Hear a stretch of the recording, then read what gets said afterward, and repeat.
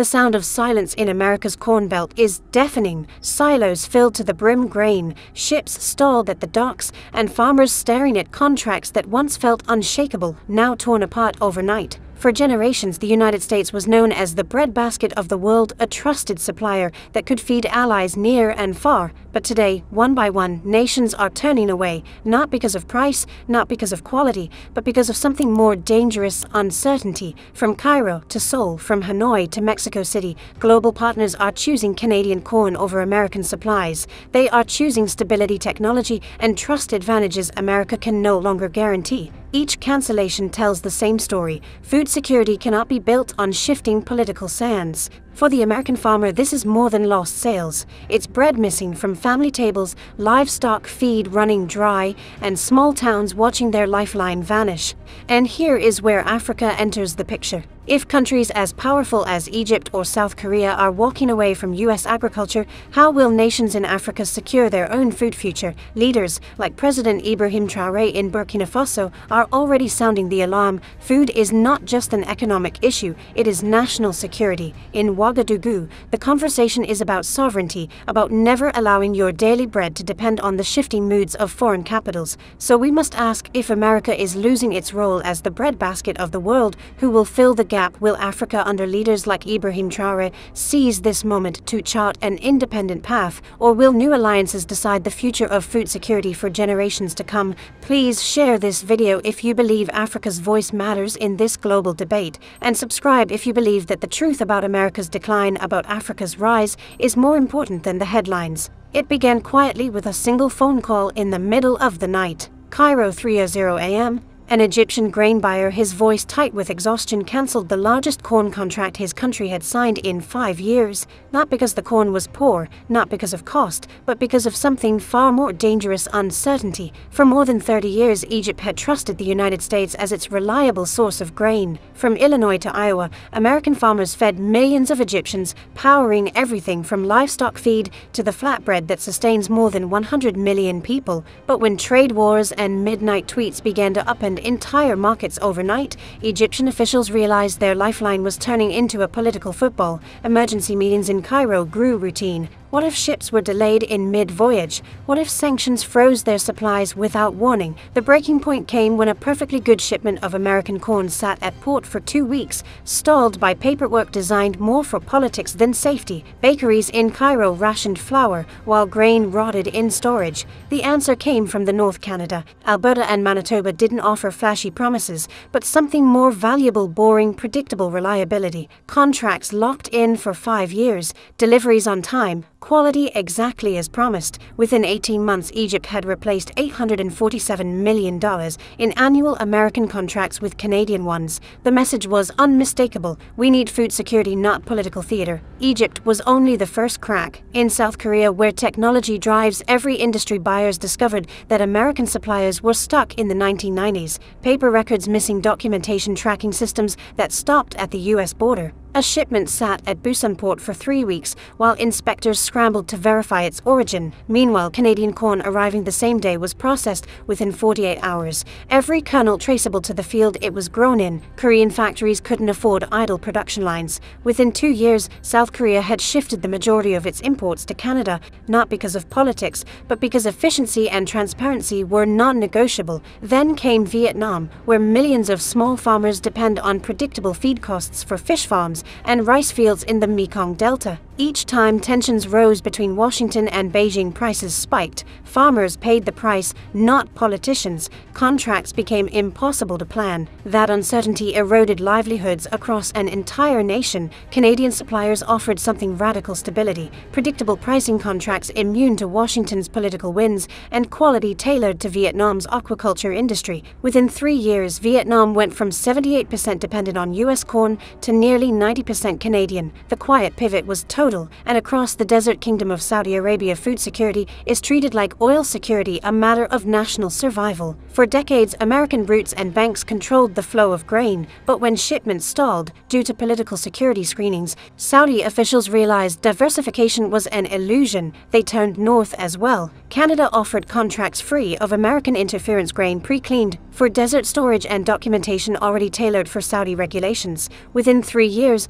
Canadian suppliers provided 2/3 of the kingdom's imports. Each case told the same story: America's greatest strength. Its role as the breadbasket of the world was being dismantled, not by war or famine, but by trust lost through unpredictability. Contracts once renewed automatically were now postponed indefinitely. Phone calls went unanswered. Silence replaced decades of partnership. And here, Africa was watching. Leaders like President Ibrahim Traoré in Burkina Faso studied these shifts with growing urgency. If Egypt could walk away after 30 years, what about smaller, more vulnerable African nations? For Traoré, the lesson was clear: never build your food supply on shifting political sands. Food sovereignty, he argues, is the bedrock of independence. Watching U.S. farmers lose their markets became a warning to Africa's young nations, a reminder that whoever controls your bread controls your destiny. From Cairo to Riyadh, from Seoul to the Mekong Delta, the story was the same: America was no longer the indispensable supplier. And as nations turned away, an unsettling truth emerged: this was not a series of isolated betrayals.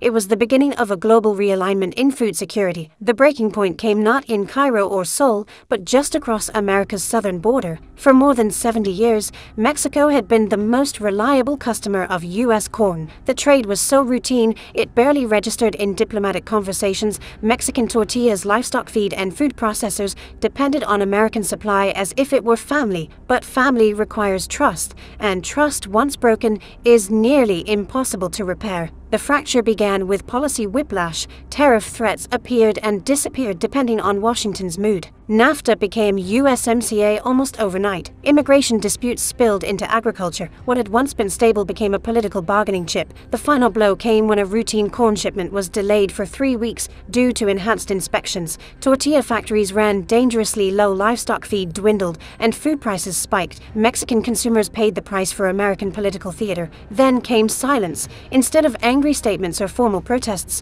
Mexican importers simply stopped renewing contracts. Canadian corn slipped in quietly through Pacific ports. Moisture content was calibrated perfectly for Mexican mills. Deliveries arrived on schedule. For Mexico, the betrayal was personal. Losing a trusted neighbor cut deeper than any lost contract. For America, it was a wound that bled credibility. But the blow from Mexico was only the beginning. In Tokyo, the world's most precision-driven economy, food processors grew frustrated with inconsistent quality in American shipments. A 2% fluctuation in moisture content might sound small, but in Japan's tightly tuned factories, it disrupted entire production lines. Canadian suppliers, by contrast, delivered with exact specifications every time. Their logistics were so precise that Japanese companies could plan schedules down to the hour. Within a few years, Canada captured the majority of Japanese imports. American exporters were left wondering how they had become good enough suppliers in a country that demanded perfection. The crescendo arrived in Beijing. For decades, China was America's single largest customer, buying millions of tons of corn, wheat, and soybeans.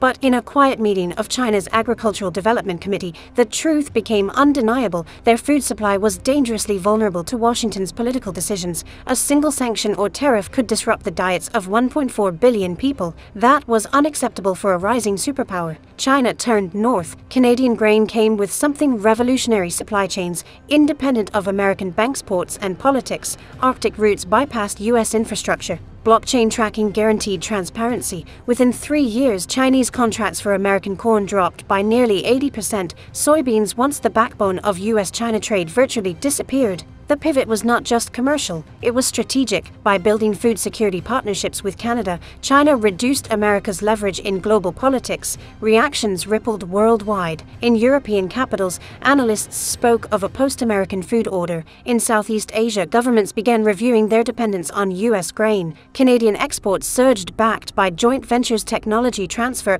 and partnerships that went beyond simple trade. For American farmers, the reaction was silence contracts, unrenewed phone calls, unanswered storage silos filling with unsold grain. But for global leaders, the message was loud and clear: food security could no longer be entrusted to a supplier that treated grain like a political weapon. And in Africa, the lesson was not lost. Leaders like President Ibrahim Traoré in Burkina Faso watched closely. To them, the collapse of U.S. agricultural credibility was proof of a deeper truth: no nation should tie its survival to foreign powers who shift with every election cycle. When Egypt abandoned U.S. Corn. When China cut its dependence, it confirmed what African reformers had long argued. True independence means controlling your own breadbasket. The high drama of Mexico's betrayal, Japan's rejection, and China's strategic pivot marked more than lost markets. It marked the end of an era where American farmers could assume the world would always buy. What followed was not just silence, but something more permanent, a generational turning point in global food security.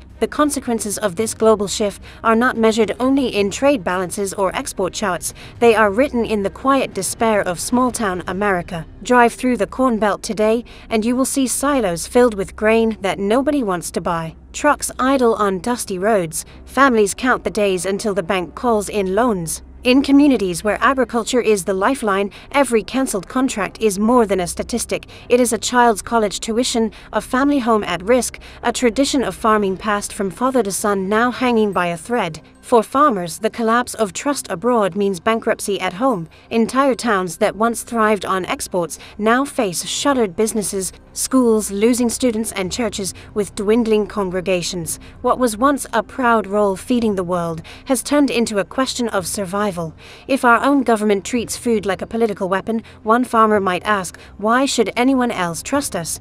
The ripple effects extend far beyond rural America. Politically, the United States has lost a key tool of soft power. For decades, grain was more than food, it was diplomacy. U.S. corn and wheat fed allies, stabilized economies, and built goodwill. Now that leverage is slipping away. Nations that once depended on Washington's generosity are rewriting their supply chains without America in the picture. The old truth that you can't go to war with the country that feeds you is fading. Economically, billions of dollars vanish with every lost contract. American exports to China alone once represented lifelines for entire farming states. Today, those markets are gone. Without global demand, prices fall. Government subsidies may ease the pain temporarily, but they cannot replace decades of trust lost in a few short years. Generational farms are closing. Young people look elsewhere for work. The very identity of the American heartland is eroding, and the world is watching. If the United States cannot guarantee stability in something as fundamental as food, can it still claim leadership in other areas of global security? Rivals seize on the vacuum. Canada steps forward with reliability. China couples agricultural deals with strategic influence. Russia and Brazil look for openings. What America loses is not just money, but credibility. In Africa, the consequences resonate even louder. For decades, many African nations were told their food security depended on Western suppliers. But watching Egypt, Mexico, and even China walk away has sparked new debates. Leaders like President Ibrahim Traoré of Burkina Faso argue that Africa cannot afford to rely on powers that treat grain as a bargaining chip. In Ouagadougou, the message is blunt: if they can betray their closest partners, what chance do we have? For Traoré, America's agricultural unraveling is more than a cautionary tale, it is a call to action. Burkina Faso, like much of Africa, faces the twin challenges of feeding a young population and resisting external pressure. To him, food is not simply about nutrition, it is sovereignty. And as American farmers watch their crops rot in silos, African leaders see both a warning and an opportunity. The warning is that dependence can be deadly. The opportunity is that in a post-American food order, Africa may finally claim its own destiny. The civil and political consequences of America's agricultural decline are inseparable. Lost sales mean lost influence. Lost trust means lost power. And in an age when bread is as vital as bullets, the United States is learning that food security is not just about feeding people, it is about securing nations. From Washington's perspective, the unraveling of American agriculture is still explained in technical terms: tariffs, logistics, temporary market fluctuations. Officials insist these are challenges that can be corrected with new trade deals or subsidies. But for the world watching, the issue is far deeper. What disappeared was not just market share, but something more fragile: trust. For many Americans, especially those in rural communities, the question is personal. How did we go from being the breadbasket of the world to watching Canada feed our allies? To them, the story is not about distant geopolitics, but about identity. Farming was not only an economic role, it was a symbol of American reliability. Losing that role feels like losing a piece of the nation's soul. And for older generations, the ones who remember America feeding post-war Europe or stabilizing markets during crises, the decline is more than economic. It feels like betrayal, both by foreign partners and by their own leaders who turned grain into a political weapon. The world, however, sees opportunity in America's stumble. In Tokyo, Ottawa, and Beijing, analysts describe a post-American food order where stability and predictability matter more than history. Nations are not waiting for the United States to regain its footing. They are building entirely new systems of supply that no longer depend on Washington. The shift is structural, not temporary. And in Africa, the message resonates most strongly. For decades, African nations were taught to depend on Western suppliers. Yet, the collapse of U.S. credibility shows how dangerous dependence can be. Leaders like President Ibrahim Traoré of Burkina Faso interpret the American decline as proof that food sovereignty is essential. To him and to many across the continent,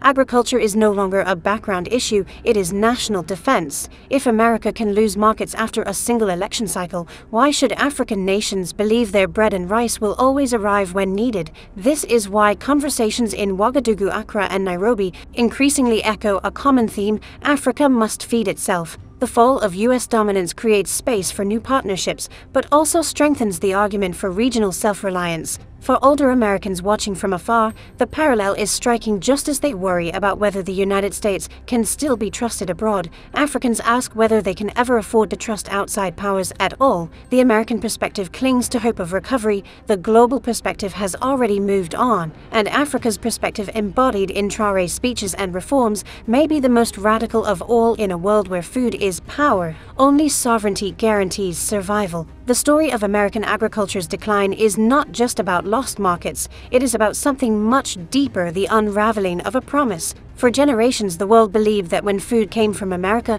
it came with stability. That promise is broken, and once trust is gone, it rarely returns. The warning is clear: when a nation loses its role as the world's breadbasket, it loses more than sales. It loses influence, credibility, and a piece of its identity. In a world where food security is as important as energy security, that loss is a national vulnerability. History reminds us that wars have been fought not only over oil or territory, but over bread. If America no longer holds that position of reliability, who will step in to shape the future of global food security? Some see Canada rising to fill the gap. Others point to China's sweeping strategy of pairing grain with infrastructure and influence. But perhaps the most surprising shift is in Africa, where leaders like President Ibrahim Traoré of Burkina Faso are turning this global disruption into a rallying cry. To Traoré, the collapse of American dominance is proof that true independence begins at the dinner table. If powerful nations can lose markets overnight, then African nations must learn to grow, store, and distribute their own food, or risk